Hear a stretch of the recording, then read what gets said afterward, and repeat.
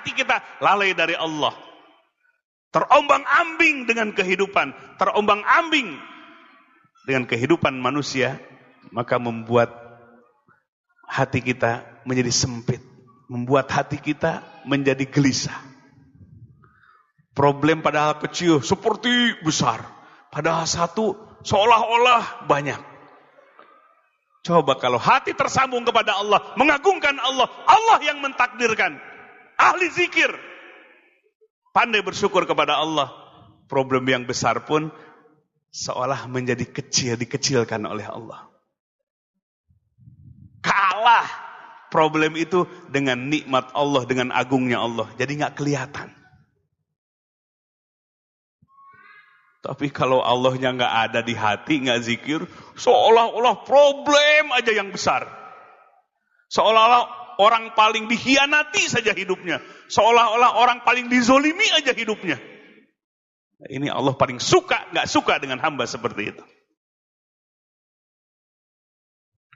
Waman lam yashkur ala na'mai walam yardo biqodoi pal tamis robban siwaya pal yakhruj minad dunya pal tamis robban siwaya. Barang siapa yang hatinya tidak bersyukur kepada nikmat-nikmat Allah, tidak ridho terhadap takdir-takdir Allah dalam segala urusan, Allah ngusir. Cari Tuhan kalau ada Tuhan selain aku, keluar dari dunia ini.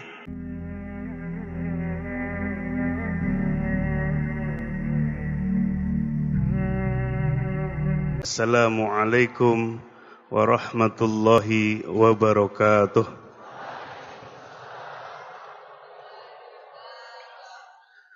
Alhamdulillahilladzi ja'ala as-sa'adata fi suhbati as-su'ada alladzi afada min ulumihi wa asrarihi ala qulubil arifina wal awliya. Asyhadu an la ilaha illallah wa asyhadu anna Muhammadan abduhu wa rasuluh alladzi la nabiyya ba'dah. Allahumma salli wa sallim wa barik ala sayyidina wa maulana Muhammad al-Fatihi lima ughliqa wal khatimi lima sabaqa nasiril haqqi bil haqq wal hadi ila siratikal mustaqim wa ala alihi wa sahbihi haqqa qadrihi wa miqdarihil azim, amma ba'd. Faqala Allah ta'ala fil Qur'anil Karim, a'udzu billahi minasy syaithanir rajim. Wa amma man khafa maqama rabbih wa nahan nafsa 'anil hawa fa innal jannata hiyal ma'wa. Shadaqallahul azim. Alhamdulillah, memuji dan bersyukur kepada Allah Rabbul Izzah, Zat yang senantiasa menggenggam diri kita, Zat yang senantiasa memberikan hidayah kepada hati kita, sehingga Allah mudahkan langkah-langkah kita menuju majlis ilmu dan majlis dzikir di tempat ini. Mudah-mudahan Allah jadikan hati kita menjadi qalbun syakir, hati yang pandai bersyukur. Hadirin wal hadirat rahimakumullah, untuk meningkatkan rasa syukur kita kepada Allah, kita harus mengetahui sisi kesamaan dan perbedaan antara nikmat Allah dengan rizki yang Allah berikan kepada kita. Selama ini orang awam, kalau awam itu berarti kebanyakan, umum, bukan khusus, menganggap nikmat Allah itu rizki yang diberikan.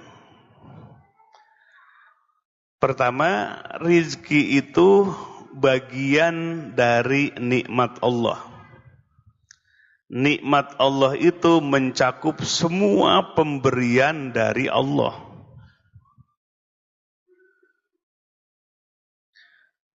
Kalau kita melihat nikmat Allah, semua berupa pemberian. termasuk diri kita sebagai manusia.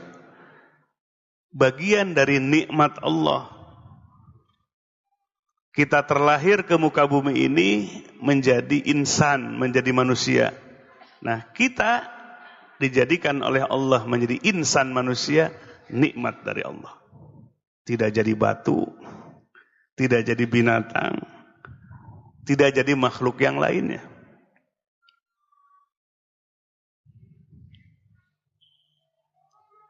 Gunung-gunung itu karunia, nikmat dari Allah.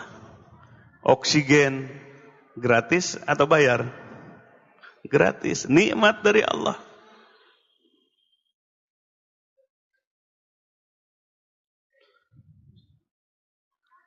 Sehingga Allah mengingatkan, A'udzubillahi minasyaitonir rajim, wa in ta'uddu ni'matallah la tuhsuha. Wa in ta'uddu, apabila kalian mau menghitung ni'matallah, nikmat Allah, bukan rizki. Kalau kalian mau menghitung nikmat Allah, la tuhsuha, kalian tidak akan mampu menghitungnya. Mulai dari lahir sampai sekarang, bahkan dari perut ibu, berapa juta kali kita menghidup oksigen. Gak bisa menghitung. Rambut yang ada di kepala kita pernah dihitung? Jadi jangan ngitung isi dompet saja. Itu namanya ngitung rizki. Terbatas rizki kita. Jadi apabila kalian mau menghitung nikmat Allah, kalian tidak akan mampu menghitungnya. Sebab memang tidak terhitung, hanya Allah yang tahu. Sebab nikmat Allah mencakup semua pemberian dari Allah. Laki-laki dipasangkan dengan istri kita, nikmat bukan? Nikmat dari Allah. Bisa dihitung? Bisa diuangkan?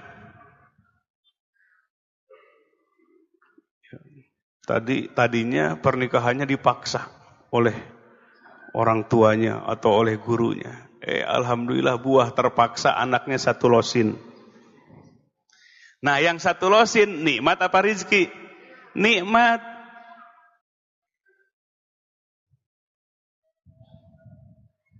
Nikmat Allah tuh semua mencakup pemberian pada diri kita, di luar diri kita.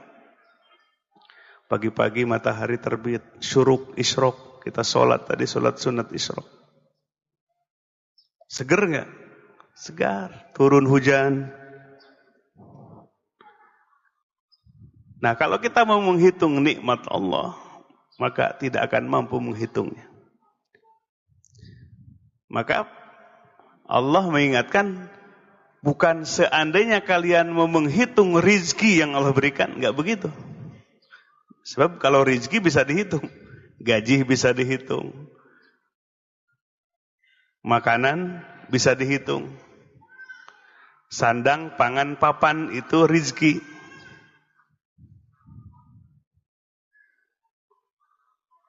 Nah, supaya kita pandai bersyukur, maka mensyukur itu bukan hanya kepada rizki, bersyukur kepada nikmat Allah.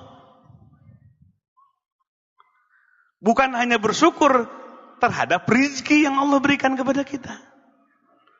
Kita diperintahkan bersyukur terhadap nikmat Allah, nikmat yang Allah berikan kepada kita. Nah, kalau kita paham, kemudian kita sadar, kita malu kepada Allah. Gak terhitung nikmat Allah yang telah, sedang, dan akan diberikan kepada kita. Sehingga kita gak sempit. Tapi ketika nikmat Allah itu diperkecil, hanya sebatas rizki yang bisa dihitung, nah ini yang sering terjadi, kita nggak pandai bersyukur kepada Allah. Keluh kesah aja. Wiridnya itu, Allah aduh. Apalagi sekarang, ya, Akibat Covid, para ekonom lagi bingung ini. Bagaimana cara mengatasinya? Maka hidupkan supaya kita pandai bersyukur, pahami nikmat Allah yang luas, yang tak terhingga, yang tidak terhitung. Kita tidak akan mampu menghitungnya. Termasuk nikmat Allah wujudkan kita jadi manusia. Banyak nikmat Allah yang kita tidak ada usaha kita, bahkan kita nggak meminta. Ya, kita jadi manusia dipinta oleh kita nggak? Dimohon oleh kita nggak? Diusahakan nggak? Enggak. Maka diingatkan oleh Syekh Ibnu Athaillah As-Sakandari rahimahullah dalam kitab Al-Hikam bahwa nikmat Allah itu terbagi dua bagian. Pertama adalah nikmatul ijad, nikmat eksistensi, nikmat dijadikan kita sebagai insan, sebagai manusia. Laqad khalaqnal insana fi ahsani taqwim. Sungguh kami telah jadikan insan manusia itu, kita, fi ahsani taqwim, dalam kejadian yang lebih baik, ahsan, lebih baik dibandingkan dengan makhluk yang lain. Nikmatul ijad. Bahkan ruh kita, salah satu komponen ya, dari yang 5, itu hebat sumbernya dan Allah yang meniupkannya. Wa nafakhtu fihi mir ruhi, aku tiupkan ke dalam manusia ya, mir ruhi, dari ruhku. Jadi semua ruh manusia berasal dari tiupan Allah Rabbul Izzah. Nah, insya Allah kita akan membahas tentang menggali potensi untuk menggapai hakikat. Ya, siap mendengarnya? Ya, kita harus mampu menggali supaya mendapatkan hakikat. Nah, sebelum ke sana, yang kedua, Syekh Ibnu Athaillah As-Sakandari rahimahullah membagi nikmat yang kedua, nikmatul imdad, nikmat penyertaan. Setelah Allah jadikan kita sebagai manusia eksis, Allah tidak biarkan, disusul dengan nikmat yang kedua, namanya nikmatul imdad, nikmat penyertaan. Kita lahir, seandainya lahir kita bukan di planet bumi, tapi di bulan. Bagaimana? Ya, Allah lahirkan manusia di planet yang sudah Allah siapkan, namanya bumi, di mana segala perbendaharaan kebutuhan manusia sebagai nikmatul imdad telah Allah siapkan. Ada air, ada udara, oksigen, ada tumbuh-tumbuhan, ada pohon-pohonan, ada barang tambang, ya, barang tambang jenis yang bingung kita menghitungnya, banyak. Nah, itu nikmatul imdad, nikmat penyertaan. Terutama nikmat terbesar adalah nikmat iman, Islam, ihsan. Nah, ini nikmat terbesar. Min a'dhamin ni'am. Nikmat iman, susul Islam, kemudian ihsan, itu adalah nikmat terbesar. Agama adalah nikmat yang sempurna, nikmat terbesar bagi kita. Maka syukuri, caranya menggali. Alhamdulillah di pagi hari ini kita semua dimampukan duduk di sini. Jamaah yang jauh juga bisa ikuti pengajian lewat streaming. Ini semua adalah nikmat karunia dari Allah Subhanahu wa taala. Mudah-mudahan tambah syukur kita kepadanya. Hadirin wal hadirat rahimakumullah. Nah, nikmat itu berlevel-level.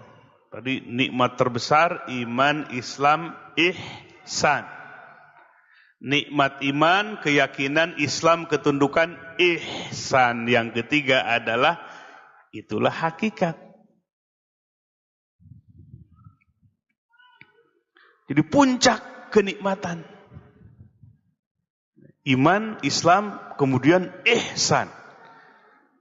Di mana definisi ihsan dalam hadis Jibril alaihissalam, apa santri hadisnya? Anta abudallah ka'annaka tarah fa illam takun tarah fa innahu yarah. Wah, alhamdulillah kok santri putri enggak ada suaranya. Apa di atas? Pantesan di atas. Kau lihat ke sini ibu-ibu sini. Ya, bagaimana definisi ihsan? Anta abudallah ka'annaka tarah fa illam takun tarah fa innahu yarah. Kata kakek-kakek, susah bahasa Arab, mending pakai bahasa Urab aja, bahasa Sunda. Ya, yang sudah sepuh mending bahasa Arab, bahasa Urab. Sekarang pakai bahasa Urab ya, yang bisa dipahami. Apa sih ihsan itu? Engkau beribadah kepada Allah, kita beribadah kepada Allah, seolah-olah kita melihat Allah. Saking bulat, saking yakin. Seolah-olah Allahnya kelihatan.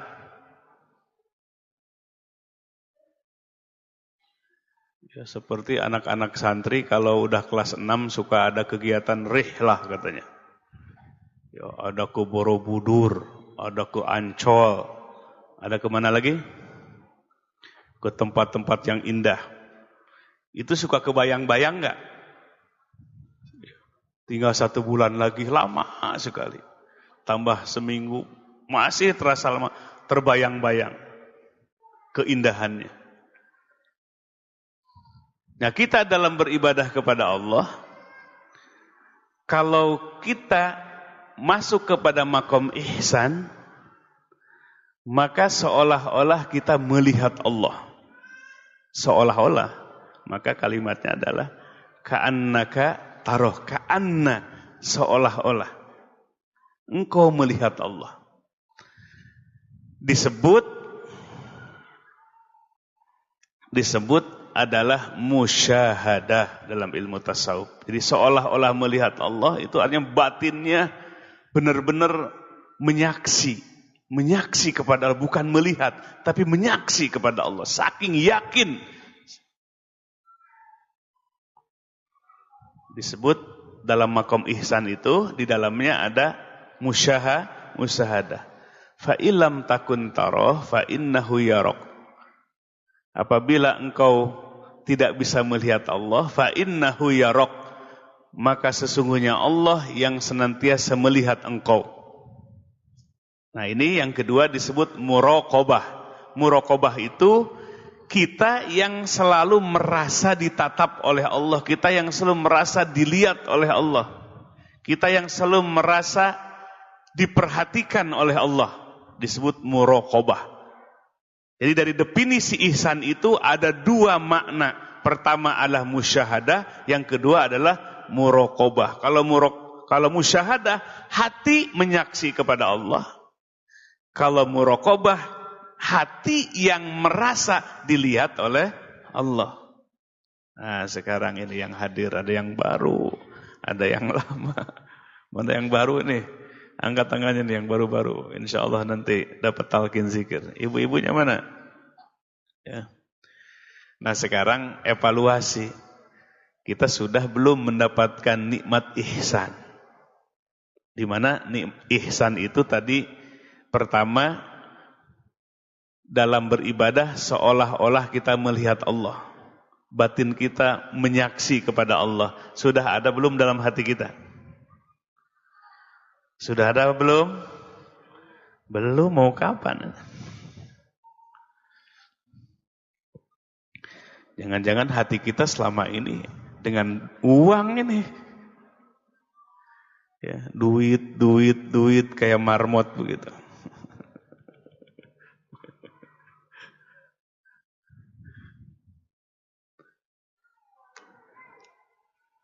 Itu tanda hati yang gak dirawat. Hati gak dirawat. Diabaikan, gak diperhatikan. Coba kalau rumah nggak dirawat, nggak ada isinya, nggak dirawat, kira-kira jadi kandang apa? Jadi sarang apa santri? Ada kelelawar, ada apa lagi? Tikus, ada apa lagi? Sarang tikus, sarang kelelawar, sarang nyamuk, sarang kecoa. Di kampung ada yang percaya sarang kuntil anak lagi. Jangan percaya. Itu sebetulnya jin. Jadi kalau tempat-tempat kosong, jin betah di situ. Jin itu sedikit yang iman, kebanyakan yang kafir. Jadi ketika di tempat kosong, tiba-tiba HP-nya ngelayang-layang. Itu bukan genderuwo, bukan kuntil anak, itu jin. Jin. Nah, jin kafir itu suka mewas-waskan kita supaya syak, supaya ragu kepada Allah, takut kepada dirinya. Jadi sarang jin, sarang kecoa, jadi angker. Begitu gambaran hati, nggak dirawat, nggak ada yang membersihkannya, nggak ada yang membangkitkannya, nggak ada yang menghidupkannya. Maka hati kita akan jadi sarang apa?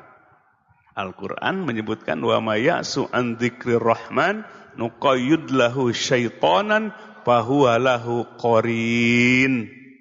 Barang siapa yang hatinya lalai dari aku, dari Allah, lalai. Gak dilatih zikir, gak dapat talqin zikir, gak ada yang membimbing zikir para ulama, hatinya tercampakkan, dibiarkan, gak ada yang ngurus. Nuqayyid lahu syaitanan fahuwa lahu qarin. Maka setan yang akan bersayang dalam hatinya menjadi qarin, jadi sahabat karibnya, teman dekatnya. Jadi sarang apa? Masih mending sarang apa tadi kalau rumah? Masih mending sarang kecoa. Masih mending. Dibandingkan hati jadi sarangnya setan. Nauzubillahi min dzalik. Dan setan itu bukan sebatas bersarang. Qarin. Jadi sahabat dekatnya. Tergantung daripada setan. Hatinya itu. Maka pikirannya kotor, pikirannya ngeres, pikirannya jahat. Panca inderanya bertindak kepada keburukan dan kejahatan. Kenapa? Karena hati yang tidak dirawat. Hati yang tidak diurus. Alhamdulillah tadi jamaah yang berangkatnya jam 3 dari kemarin sudah ada di sini. Ikut tahajud berjamaah, sholat subuh berjamaah, kemudian zikir berjamaah. Ini yang baru kagetnya zikirnya keras-keras. Untung gak ada yang lari ya yang baru ini.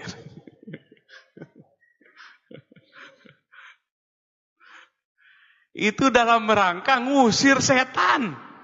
Dalam kitab Al-Anwar Al-Qudsiyah karangan Syekh Abdul Wahab Asy-Sya'rani radhiyallahu an, kalau zikir dijaharkan la ilaha illallah, itu setan lari terbirit-birit.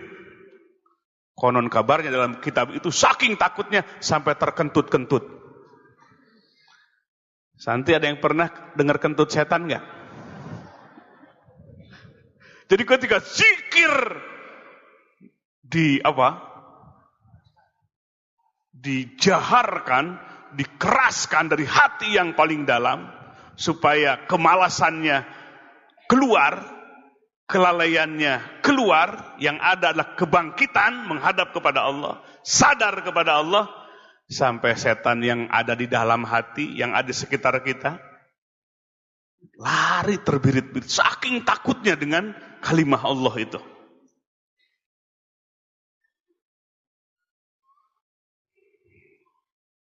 Nah itu salah satu untuk hati kita supaya mengusir hati dari setan, dari kemalasan, goflah, dari kelalaian. Kalau hati sudah lalai, kalau hati kita goflah, lalai kepada Allah, sholatnya saja hanya zohirnya saja, seperti robot yang disetting. Takbir, lisannya, hatinya nggak takbir. Sujud, hatinya nggak sujud. Ruku, hatinya nggak ruku. Mati hatinya. Sehingga tidak merasakan kenikmatan di dalam sholat. Tidak merasakan hudurul qalbi ma'allah, hadir hati bersama Allah. Hati tidak musyahadatur rububiyah, tidak menyaksikan indahnya, hebatnya, sempurnanya sifat-sifat Allah yang ditangkap oleh batinnya. Nah, maka Nabi SAW mengajarkan zikir dalam 3 kaifiat, 3 cara. Pertama dijaharkan. Di mana ayatnya? Di mana Allah Subhanahu wa taala berfirman, A'udzu billahi minasyaitonir rajim. Fa idza qadaitum manasikakum fadhkurullaha kadzikrikum aba'akum au asadda dzikra. Ibu-ibu mah tinggal terjemahnya sajalah. Fa idza qadaitum, apabila kalian telah selesai menjalankan manasikakum, manasik kalian, haji. Ayat ini turun di saat selesai manasik haji. Fadhkurullaha, zikirlah kepada Allah. Seperti apa zikir kepada Allah? Dijelaskan kadzikrikum aba'ukum, seperti zikir kalian, menyebut-nyebut kalian, aba'akum, kepada leluhur kalian. Zikir ditasbihkan kepada menyebut-nyebut leluhur, karuhun. Ya sekarang gini, kalau menyebut-nyebut leluhur, setiap suku, setiap bangsa punya tradisi nggak? Punya. Kalau orang Sunda ada bunyi-bunyiannya atau alat apa namanya? Alat musiknya khusus Sunda. Ada tembangnya, lagu-lagunya. Ada pakaiannya, ada gerakan tariannya. Di Arab ada juga, ada, coba lihat. Semua suku, bangsa bangga dengan apanya? Aba'ukum. Leluhur-leluhurnya. Nah, zikirlah kalian kepada Allah seperti kalian ketika itu menyebut-nyebut, mengagungkan leluhur kalian. Suaranya keras, lantang, hatinya penuh dengan kebanggaan. Bergerak-gerak. Ini wajhu syibhi ini banyak sekali. Yang lebih esensial adalah di mana ta'azum, pengagungan. Zikirlah kepada Allah dengan penuh pengagungan. Sehingga ingin dijaharkan, ingin disiarkan supaya orang lain tahu isi pengagungan dari hati itu. Nah, ini inti esensi dari zikir. Diperintahkan zikir seperti menyebut-nyebut leluhur kalian. Ada nggak yang membanggakan leluhurnya satu suku, diam aja gini? Ada nggak? Ibu-ibu gini aja. Sedang apa? Sedang mengagungkan leluhur. Hening gitu.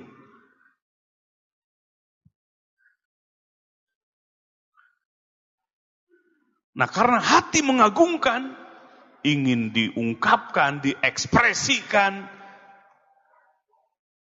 Begitulah perintah zikir kepada Allah. Bahkan di ujung ayat, au asadda dzikra, atau lebih. Nah ini asyadda ini apalu tabdil, zikra sebagai apa? Tamyiznya. Atau lebih. Nah lebih ini luas sekali mananya. Bisa lebih mengagungkan, lebih keras. Daripada apa? Daripada menyebut-nyebut leluhur kalian. Nah para ulama melihat ayat ini menunjukkan bahwa perintah zikir salah satunya dengan bentuk, dengan cara jahar, dikeraskan. La ilaha illallah, la ilaha illallah. Itu ayatnya. Ayat tersebut oleh para ulama menunjukkan zikir jahar. Seperti subuh tadi. Bagaimana dalil yang lebih mendetilkan di mana Nabi Shallallahu Alaihi Wasallam yang diriwayatkan oleh Ibnu Abbas radhiyallahu an, anna rob as-saud bi zikri hina yansarifun nas minal maktubah kana ala ahdin Nabi Shallallahu Alaihi Wasallam. Diriwayatkan oleh Ibnu Abbas bahwa mengeraskan suara zikir setelah sholat fardu duhur, asar, maghrib, isya, subuh dilaksanakan oleh Nabi di masa Nabi, sehingga dalam hadis itu terdengar sayup-sayup zikir oleh tetangga masjid. Jadi faidahnya untuk diri dan orang lain. Zikir apa namanya? Zikir jahar. Sehingga dalam kitab Tanwirul Qulub fi Muamalati Alamil Ghuyub, Syekh Muhammad Amin Al-Qurri membagi tata cara zikir dalam 3 bagian. Pertama zikir jahar tadi yang dijelaskan. Itu kok sampai gerak-gerak begitu itu yang zikir tuh. Yang pertama kaget ini.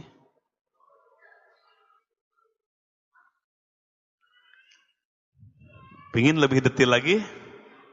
Detil lagi dalam kitab Al-Bidayah wan Nihayah yang dikarang oleh Imam Ibnu Katsir rahimahullah, di mana sahabat Sayyidina Ali radhiyallahu an karramallahu wajhah, setelah Nabi wafat beliau ngimamin sholat. Di belakangnya bukan sahabat tapi tabi'in. Tabi'in itu yang tidak berjumpa dengan Nabi tetapi bergurunya kepada sahabat, namanya apa? Tabi'in. Kalau sahabat bertemu dengan Nabi langsung dan berguru langsung kepada Nabi Muhammad sallallahu alaihi wasallam disebut sahabat. Nah, di belakang Sayyidina Ali para tabi'in. Waktu itu sholat subuh. Setelah sholat subuh tiba-tiba Sayyidina Ali bergetar. Berkeringat dan seperti pingsan. Lalu setelah lama sadarlah Sayyidina Ali sambil menangis, lalu menghadap kepada para tabi'in, sahabatnya Sayyidina Ali. Beliau menjelaskan pengalaman dulu zikir setelah subuh dengan Nabi Sallallahu Alaihi Wasallam. Ia mengatakan kepada sahabatnya, dulu aku dan para sahabat di belakang Rasulullah Sallallahu Alaihi Wasallam sholat subuh, kemudian setelah sholat subuh tidak langsung pulang ke rumah. Jangan Allahumma lantas jalan.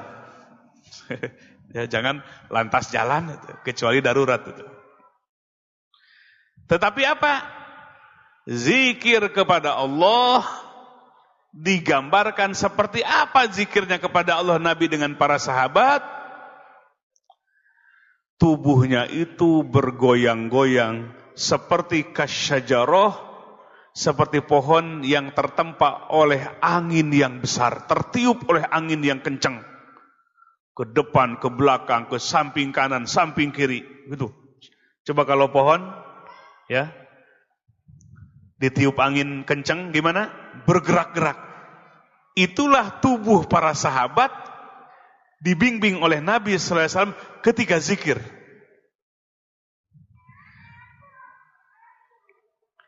Kenapa bergetar-getar?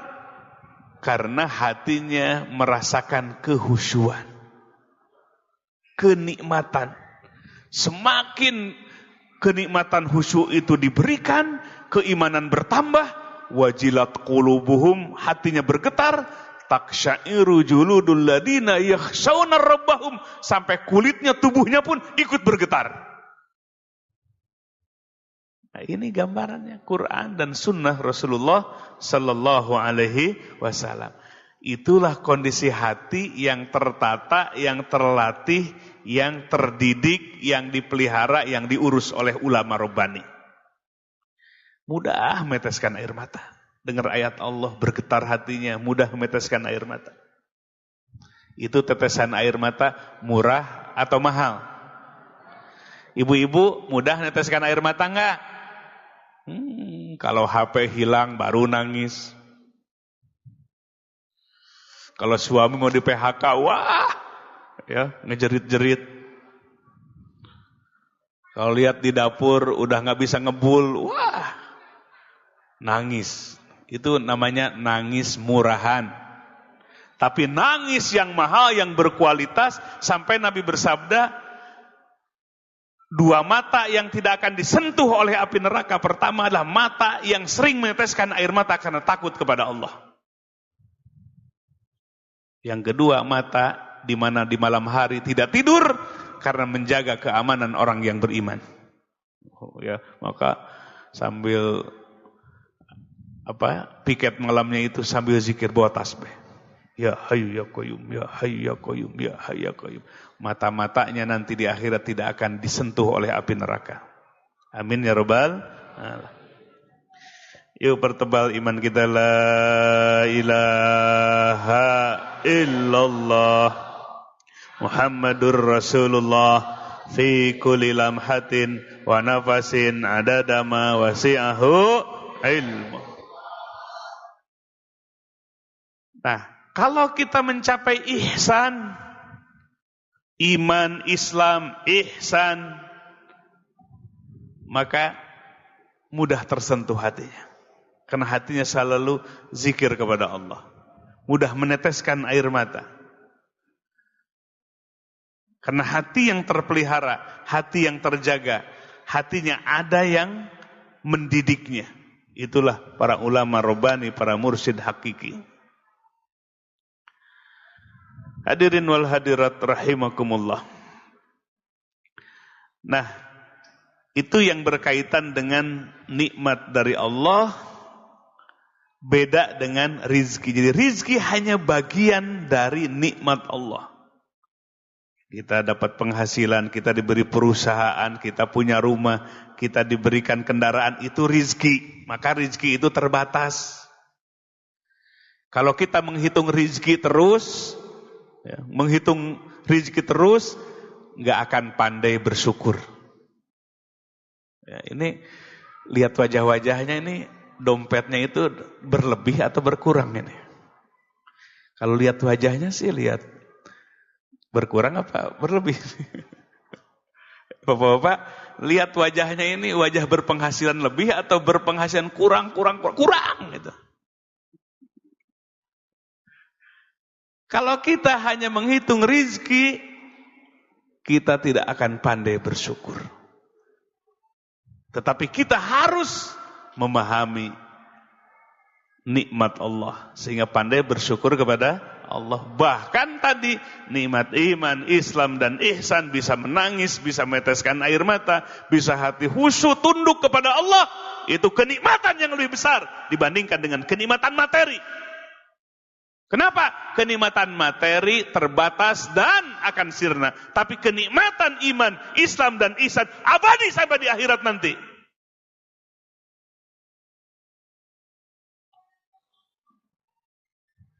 Ingin yang sementara di dunia atau sampai di akhirat yang abadi?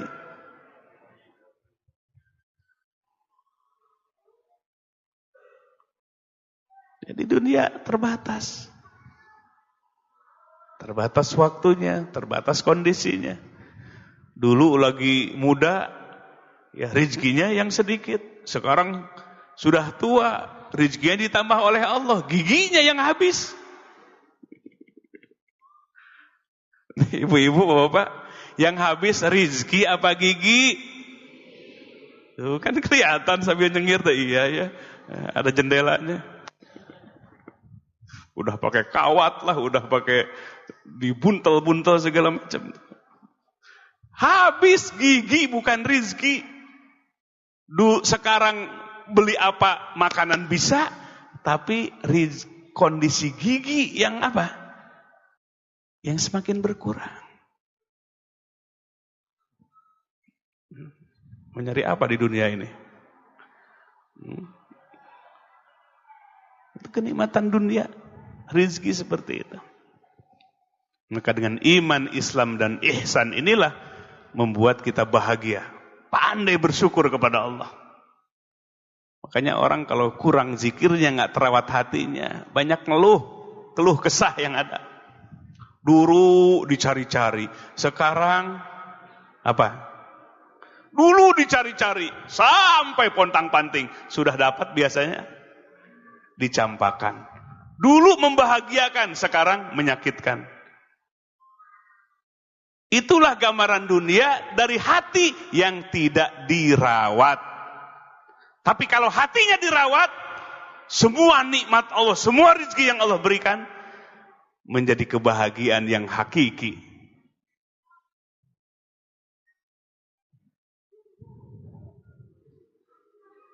Kenapa? Karena tersambung dengan yang memberi rezeki, tersambung dengan yang memberi nikmat. Allah Ar-Razzaq, sang pemberi rezeki, Allah Al-Mun'im, sang pemberi nikmat.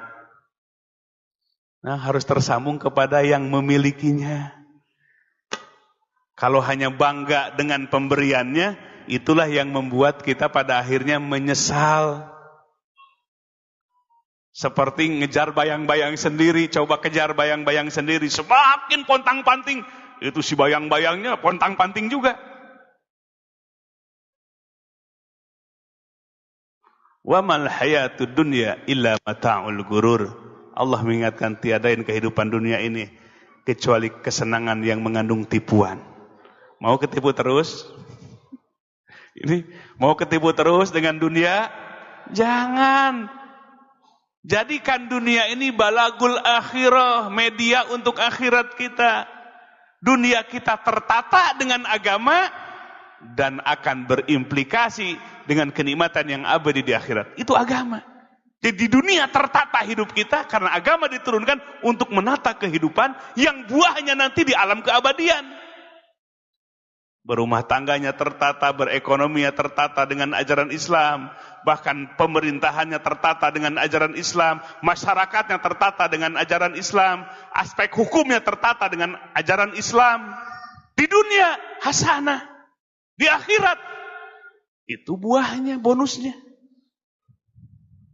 Tapi kalau orang mengabaikan agama, berumah tangga nggak pakai agama, ekonomi nggak pakai agama, berpemerintahan nggak pakai agama, berbangsa dan bernegara tidak memakai agama, yang ada adalah kekacauan, krisis yang ada. Kondisi sedang lemah, ekonomi lemah, tapi korupsi tidak membuat jadi peringatan. Ingin nyelamatin diri, emang bisa selamat dengan rekening banyak, dengan aset yang banyak? Inilah peran agama supaya kita tersambung dengan pemilik kehidupan ini. Itulah kebahagiaan yang hakiki. Maka diuji oleh Allah dalam bentuk apapun. Dalam berumah tangga, dalam ekonomi. Orang yang hati terawat, terjaga, malah dapat poin. Dapat keberuntungan. Kenapa? Dapat hikmah. Dapat pembelajaran di balik peristiwa, di balik ujian-ujian itu. Walaupun lahiriahnya pahit, tapi hakikatnya mendapatkan hikmah. Yuk hidupkan hati kita. Pengen bahagia? Nabi mah sederhana, simple memberikan nasihat kepada kita. Kalau kita pengen bahagia yang hakiki, pengen bahagia hakiki atau semu? Sementara atau abadi sampai akhirat nanti? Pegang dua. Nabi bersabda, dua saja. Kalau kita ingin bahagia yang hakiki dan abadi, pertama adalah lisanun zakirun, lisannya terzikir kepada Allah. Tadi jahar, berjamaah, menghidupkan hati yang mati, membangkitkan kesadaran kita, lisannya zikir. Setelah zikir jahar, yang kedua khofi, di lisan terdengar oleh telinga kita sendiri saja. Subhanallah, subhanallah, subhanallah, subhanallah. Alhamdulillah, alhamdulillah. Terdengar oleh lisan kita, basah lisannya.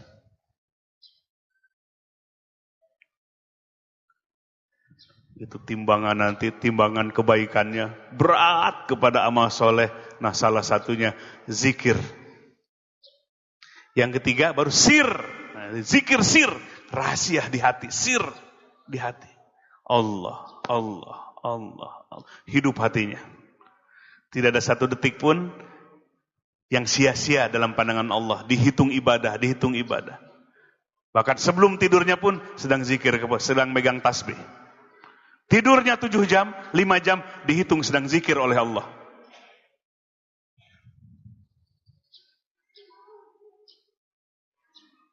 Jadi lisanun zakir. Kalau kita ingin bahagia yang hakiki dan abadi, ayo latih jadi ahli zikir.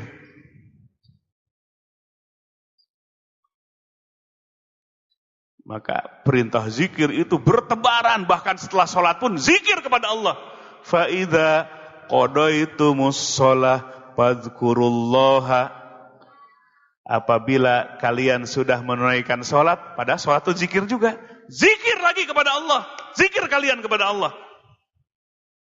Qiyaman ketika berdiri, wa qu'udan ketika duduk, wa ala junubikum bahkan ketika kalian berbaring untuk tidur.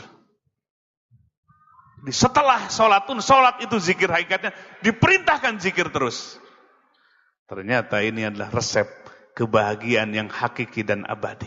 Kalau kita mampu terus menghidupkan hati kita, bahkan dibantu dengan lisan kita, dan mengingatkan orang lain dengan zikir jahar berjamaah, maka membuat kita akan merasakan kebahagiaan yang hakiki. Orang awam menganggap bahagia itu kalau banyak uang, kalau jabatan tinggi. Padahal banyak orang mengeluh jabatannya tinggi, malah apa? Tambah bingungnya. Uangnya banyak, banyak juga susahnya. Banyak sedihnya, banyak gelisahnya.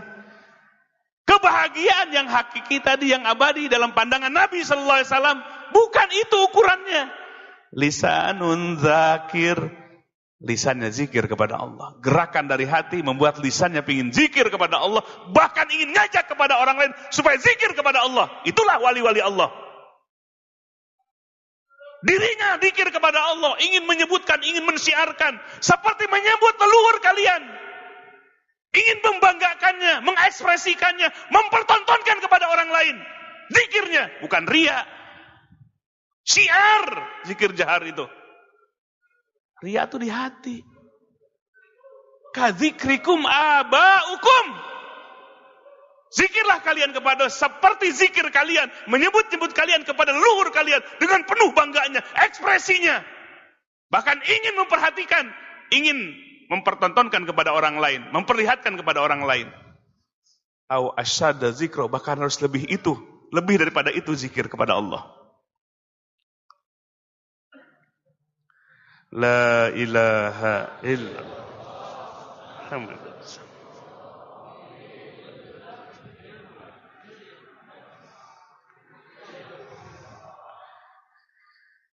Ya. Gelisah hilang. Allah yang menghilangkannya. Kesedihan dunia hilang.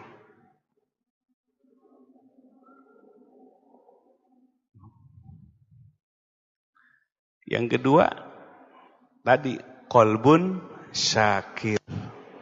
Kunci kesuksesan, kebahagiaan yang abadi dan hakiki adalah qalbun syakir. Hatinya pandai bersyukur kepada Allah. Sudah ada belum dalam diri kita yang dua? Lisanun zakir sudah belum? Istiqomah atau baru sekali-kali? Qalbun syakirnya terus Atau jarang-jarang? Pantas kalau gelisah. Dapat masalah, nimbulkan masalah berikutnya. Lihat Nabi Ibrahim alaihissalam yang baru kemarin kita bahas terus di bulan Zulhijjah, sekarang sudah di penghujung. Bagaimana Nabi Ibrahim alaihissalam memanage keluarganya. Bagaimana hubungan baik dengan orang tuanya, walaupun kafir, walaupun pembuat patung. Bagaimana dengan anak-anaknya, bagaimana dengan istri-istrinya. Semuanya penuh uswah hasanah, contoh terbaik. Ujian demi ujian bukan sebatas dihadapi, tetapi disempurnakan oleh Nabi Ibrahim alaihissalam. Jangan merasa kita aja yang banyak problem itu. Itu tanda tidak bersyukur kepada Allah. Bahkan problem itu jadikan Allah yang mendatangkan problem itu hakikatnya. Mengingatkan kepada kita. Jadi kalau tersambung dengan Allah yang memegang kerajaan langit dan bumi, yang mengatur kehidupan ini, membuat kita damai. Tapi ketika hati kita lalai dari Allah, terombang-ambing dengan kehidupan, terombang-ambing dengan kehidupan manusia, maka membuat hati kita menjadi sempit, membuat hati kita menjadi gelisah.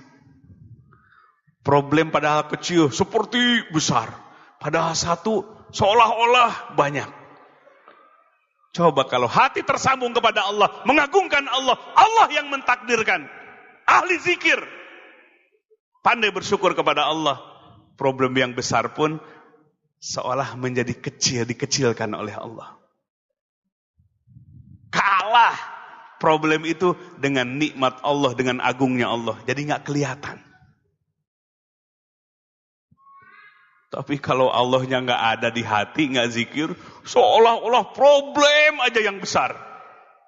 Seolah-olah orang paling dikhianati saja hidupnya. Seolah-olah orang paling dizolimi aja hidupnya. Ini Allah paling suka, nggak suka dengan hamba seperti itu. Waman lam yashkur ala na'mai walam yardo biqodoi paya tamis robban siwaya. Fal yakhruj minad dunya fal yaltamis robban siwaya. Barang siapa yang hatinya tidak bersyukur kepada nikmat-nikmat Allah, tidak ridho terhadap takdir-takdir Allah dalam segala urusan, Allah ngusir. Cari Tuhan kalau ada Tuhan selain aku, keluar dari dunia ini. Kalau itu kata-kata marah atau kata-kata baik-baik saja, nggak suka. Sebaliknya Allah mencintai orang yang menunjukkan asar nikmat yang Allah berikan kepadanya. Hadis Nabi Shallallahu Alaihi Wasallam, Innallaha yuhibbu ayyaro athara nikmatihi, athara nikmatahu ala abdihi. Allah mencintai orang yang mempertunjukkan kenikmatannya, bekas kenikmatannya, dampak kenikmatannya. Itu dicintai oleh Allah Subhanahu Wa Taala. Allah tunjukkan rasa syukur, dikasih pakaian dipakai disyukurinya, dikasih mobil dipakai disyukurinya, ya. Dikasih keluarga disyukurinya, ya. Maka ketika kita menunjukkan kepada Allah efek-efek nikmat Allah yang berikan kepada kita, maka kita dicintai oleh Allah. Udah hatinya bahagia, dicintai oleh Allah. Sudah hatinya gelisah yang tadi mah dimurkai oleh Allah. Nauzubillahi min dzalik.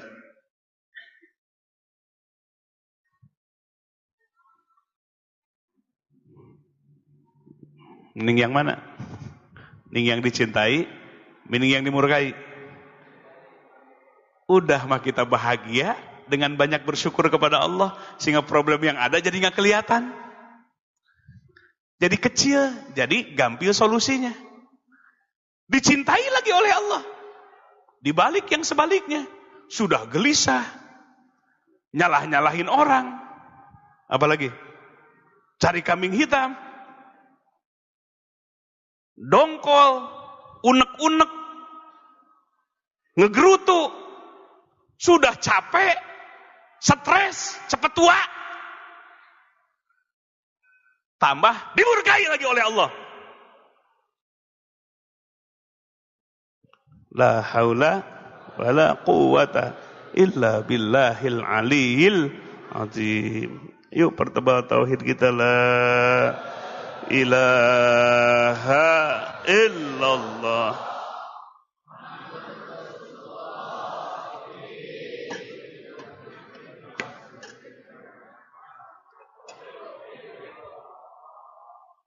Hadirin wal hadirat rahimakumullah.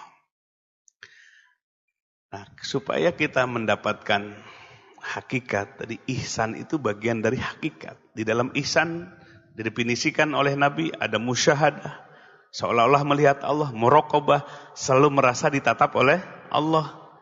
Nah, ihsan ini adalah bagian dari hakikat.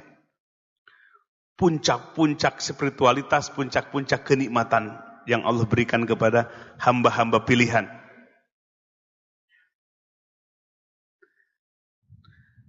Maka bagaimana supaya kita terus mendapatkan yang hakikat itu? Kalau hakikat itu enggak semu, yang sesungguhnya namanya hakikat. Kalau uang itu belum tentu.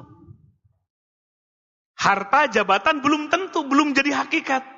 Kalau kita mensyukurinya, caranya dengan yang halal, diinfakkan dengan baik, digunakan dengan sebaik-baiknya, baru dapat hakikatnya. Nah, hakikat akan didapatkan pertama apabila kita senantiasa melakukan persiapan-persiapan. Persiapan, mau meninggal persiapan, mau meninggal semua ini enggak? Ya. Walaupun sekarang mulai mau pilkada sekarang tuh, pemilihan bupati, pemilihan apa lagi? Gubernur, wali kota. Ya. Yang jelas semua adalah Pak Camat dan Bu Camat. Jadi jabatan semua ini yang hadir Pak Camat dan Bu. Ini Bu Camat, ini Pak Camat calon mati. Pertanyaan besar kita, sudah dipersiapkan belum? Maka untuk mendapatkan hakikat pertama adalah istiqdad, persiapan. Syekh Ibnu Athaillah As-Sakandari dalam hikamnya menyebutkan bahwa wurudul imdad bihasabil istiqdad. Datangnya pertolongan Allah tergantung sejauh mana istiqdad persiapannya kita. Persiapkan terus. Jadi untuk menggapai hakikat, terus melakukan persiapan. Sudah selesai ibadah ini, persiapkan kembali ibadah yang selanjutnya. Fa idza faragta fansab wa ila rabbika farghab. Udah selesai, siapkan lagi, selesai, siapkan lagi. Itulah ibadah yang dipimpin seperti dulu para sahabat dipimpin oleh Rasulullah sallallahu alaihi wasallam. Ini gedung Staidris Mahad Ali sudah selesai. Diam apa terus? Persiapkan lagi. Insya Allah nanti setelah pengajian Arba'in ini kita bongkar tuh. Ya, kita ratakan gedung yang lama itu. Karena sudah tidak apa? Sudah tidak cocok lagi. Ya, sekarang harus 4 lantai, 3 lantai minimal, 4 lantai. Karena apa? Karena santrinya nambah terus, sekarang sudah 2000. Tahun depan entah berapa. Jadi tiap tahun harus terus membangun. Itu baru sektor pendidikan. Makanya beruntung kalau ibadah terbimbing. Seperti di zaman Nabi Shallallahu Alaihi Wasallam. Selesai persoalan ini, selesai ibadah yang ini, persiapkan ibadah berikutnya. Ada dengan harta, ada dengan jiwa bahkan. Memanfaatkan kesempatan yang Allah berikan. Setelah sholat fardu diajarkan zikir. Supaya zikirnya pun terserap dalam semua aspek kehidupan. Datang ke rumah, zikir. Datang ke kantor, zikir. Datang ke pasar, zikir.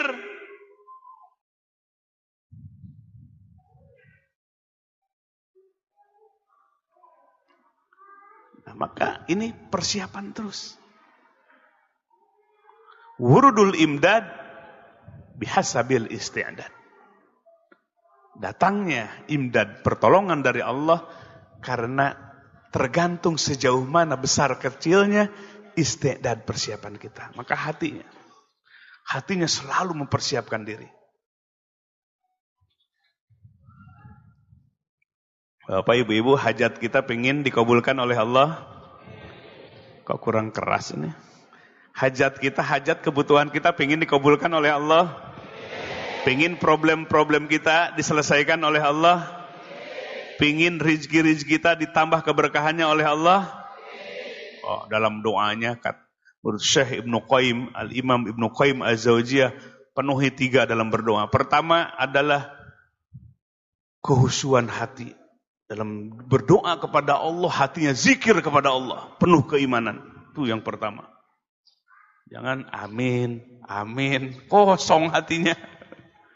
Bacaannya panjang, doanya, tapi hatinya nggak tersambung. Itu bagian dari persiapan. Mempersiapkan hati supaya doa kita dikabulkan oleh Allah, doa-doa terbaik kita dikabulkan oleh Allah, maka hatinya tersambung zikir pada khusyuk, penuh keimanan. Yang kedua adalah benar-benar menunjukkan kepada Allah hajat butuhnya kepada Allah, apa yang kita pinta. Jangan yang kita pinta, mau dikabulkan boleh, nggak dikabulkan nggak apa-apa.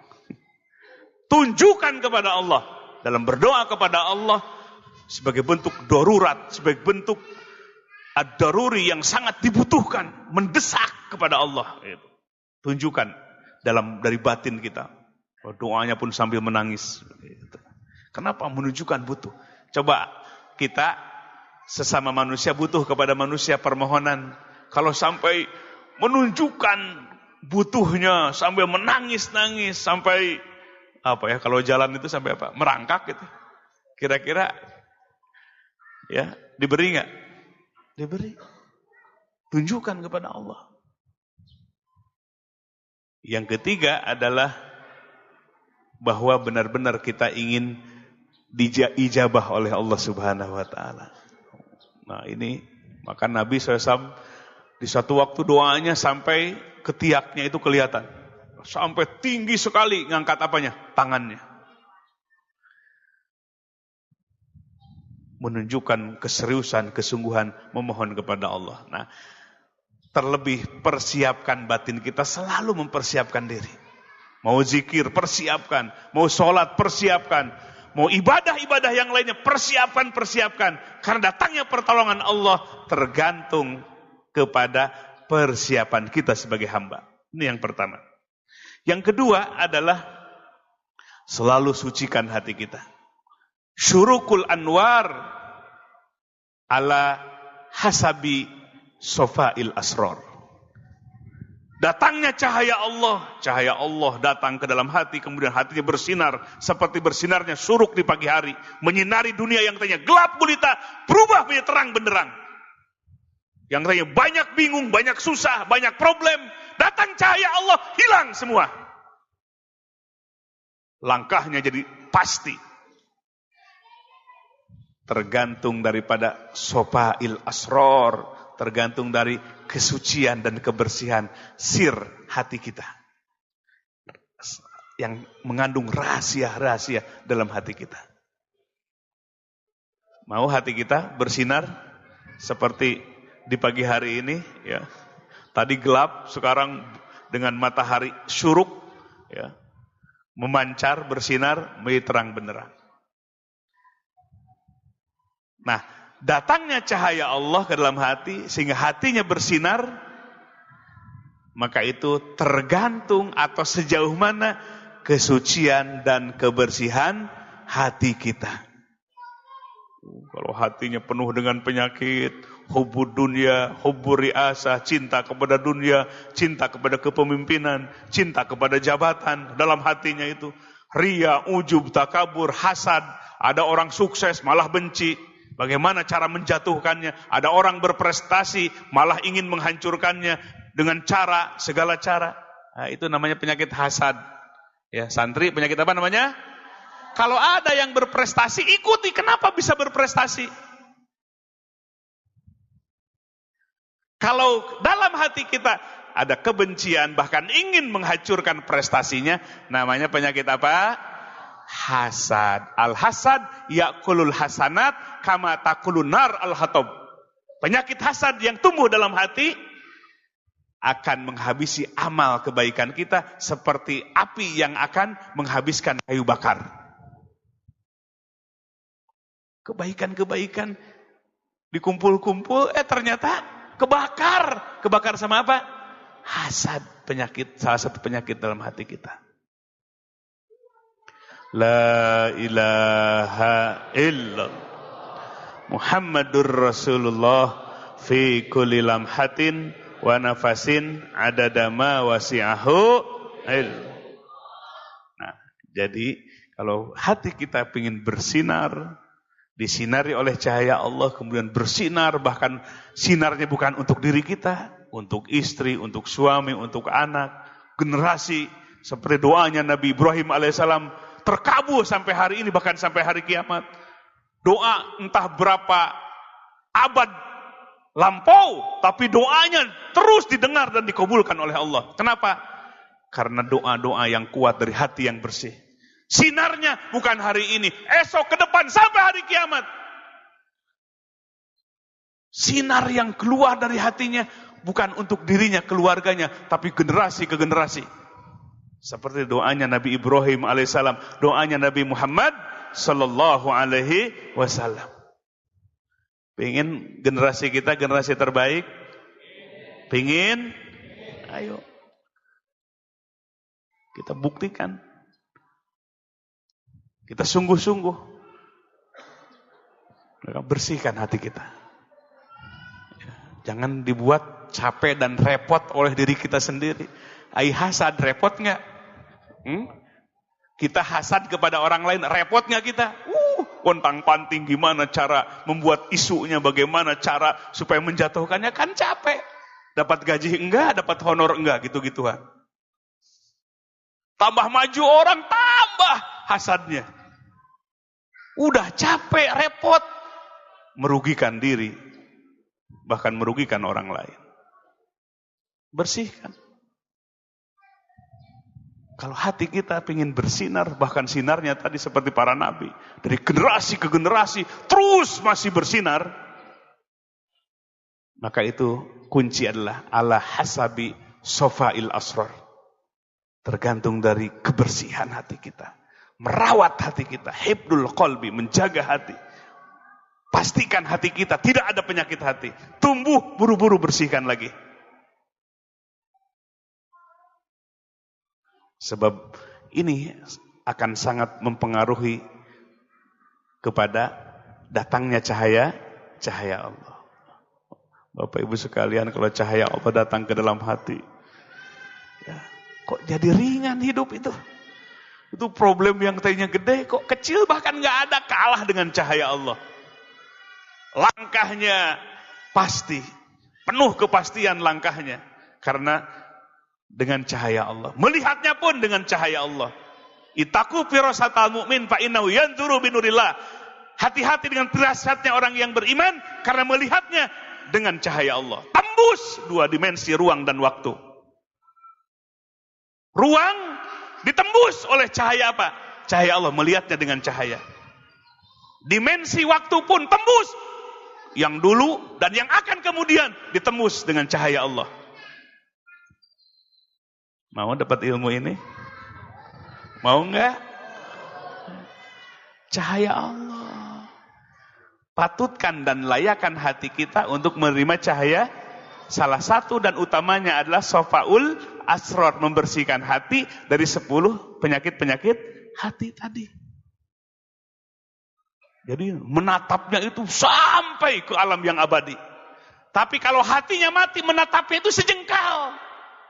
Bisnis curang, pingin sejengkal dapatnya untung buru-buru gede. Akhirnya ya, dicap oleh orang lain tukang tipu, kira-kira laku lagi enggak? Enggak. Kenapa? Sejengkal cara pandangnya. Apa yang ada depan hidung saja yang ingin didapatnya. Hanya keuntungan yang hanya sementara saja. Kenapa? Hatinya gelap, enggak ada cahaya Allah. Tapi kalau hati disini cahaya Allah, melihatnya ke depan, prospeknya sampai akhirat yang abadi, berhati-hati. Karena semua tindakan kita akan dipertanggungjawabkan di hadapan Allah. Apa yang kita lihat, apa yang kita dengar, apa yang kita ucapkan, langkah kaki kita kemana, semuanya akan dipertanggungjawabkan di hadapan Allah. Kenapa? Melihatnya ke depan. Di depan ada kematian. Imam Syafi'i rahimahullah mengatakan, seandainya orang ma'rifat kepada Allah, tahu hakikat kehidupan, maka ia akan merasakan bangkit kesadarannya. Hari esok adalah kematian, hari ini adalah al-istidad persiapan. Datang hari ini, besok kematian. Terus, hari ini apa saja yang harus dilakukan. Mana yang belum diberes-beres. Mana urusan yang belum diselesaikan. Jangan nunggu besok, besok adalah kematian. Itu tanda orang yang ma'rifat kepada Allah dan mengenal hakikat kehidupan. Dia selalu melihat ke depan. Di depan ada alam kubur. Apakah kita akan menjadi hamba yang muna'amah, ruh kita diberi nikmat oleh Allah, atau mu'azzabah wal'iyadzubillah, yang diazab oleh Allah.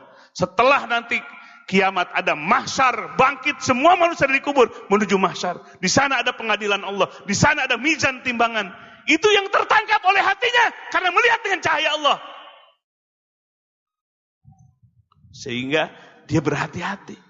Melihat berhati-hati, mendengar berhati-hati, berucap berhati-hati, bertindak berhati-hati. Kenapa? Prospek lihatnya ke depan. Di hari pembalasan. Buah cahaya Allah yang membimbing hatinya. Cara pikir, cara pandangnya, mindsetnya pun sampai ke negeri yang abadi. Sampai di hari pembalasan. La ilaha illallah Muhammadur Rasulullah.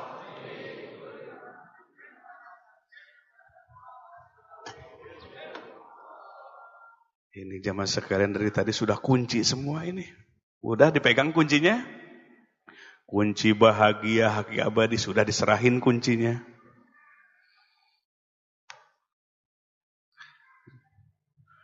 Kunci ingin mendapatkan cahaya Allah sudah diserahin apanya? Kuncinya. Mau dipegang terus kuncinya? Atau pintunya dibuka? Dibuka. Amalkan. Siap mengamalkannya? InsyaAllah atas izin Allah ya. Penuh keyakinan Allah membimbing kita. Mumpung kesempatan masih ada. Ini jauh yang dari Jakarta. Dari mana ini? Ya, datang ke tempat ini. Alhamdulillah semua atas izin Allah. Atas hidayah Allah yang Allah datangkan ke dalam hati. Mahal. Gak bisa diukur dengan materi. Iman yang ada dalam hati. Islam yang membuat hati kita tunduk kepada Allah. Ihsan yang membuat manis ibadah kita. Karena Allah berikan hakikat ke dalam hati kita. Ini gak bisa diukur dengan apapun rezeki yang materi. Karena kenikmatan ini yakinkan akan tersambung nanti dengan kenikmatan yang sempurna. Di tempat yang sempurna, di tempat yang abadi, di surganya Allah Subhanahu wa ta'ala sampai kita berjumpa dengannya. Hadirin wal hadirat rahimakumullah, itulah kunci-kunci untuk mendapatkan hakikat. Semua yang hakikat itu yang sesungguhnya. Bukan yang semu, tapi yang sesungguhnya. Yang esensi, yang hakiki. Ya, agama memberikan tawaran sekaligus jaminan bagi kita sekalian. Mudah-mudahan Allah memberikan kekuatan kepada kita sekalian. Terakhir, bagi yang ingin mendapatkan talqin zikir, ya, silahkan mempersiapkan diri. Kita akan baca-baca kalimah-kalimah zikir sebagai bentuk talqin zikir, yang artinya talqin zikir itu adalah sebagai pintu gerbang seseorang menjadi murid. Awal kehidupan, dalam kehidupan punya guru, punya mursyid, punya ulama. Sehingga pertama diajarkan talqin zikir. Kenapa talqin zikir? Supaya hatinya zikir. Sebab ini kunci. Kalau hatinya sudah enggak zikir, ya sholatnya juga tidak akan khusyuk. Perintah Allah tidak akan bisa ditegakkan dengan baik. Maka kunci ada di hati. Hati harus ditalqin. Apa talqin itu? Diajarkan tentang zikir. Karena semua ibadah hakikatnya zikir kepada Allah. Ingat kepada Allah. Makanya bagaimana menghidupkan hati? Nabi mengajarkan menalkinkan zikir. Ya. Nah, kita akan membacakan kalimah-kalimah zikir sekaligus bagi yang baru sebagai bentuk talqin zikir, ikuti sama-sama. Ya, baik jamaah sekalian, niatkan dalam hati ingin mendapatkan bimbingan dunia dan akhirat, ingin mendapatkan bimbingan agama yang paripurna, maka dalam kitab Adabus Suluk, maka seorang murid yang ingin memasuki thariqah menuju kepada Allah, maka bersihkan hatinya, niatnya bersihkan, tertuju karena Allah, bukan karena yang lain, tapi karena Allah semata-mata ingin mendapatkan bimbingan ibadah zahir dan batin, ingin mendapatkan bimbingan agama yang hak, yang sesungguhnya, zahir dan batinnya. Maka insya Allah ketika kita menjalani agama dengan bimbingan dalam tarekat, maka Allah datangkan rizki zahir dan rizki batin, kenikmatan zahir yang lebih besar, kenikmatan batin yang lebih besar. Hasbunallah wa ni'mal wakil, ni'mal maula wa ni'man nasir, subhanakallahumma wa bihamdik, asyhadu an la ilaha illa anta, astaghfiruka wa atubu ilaik. Assalamualaikum warahmatullahi wabarakatuh.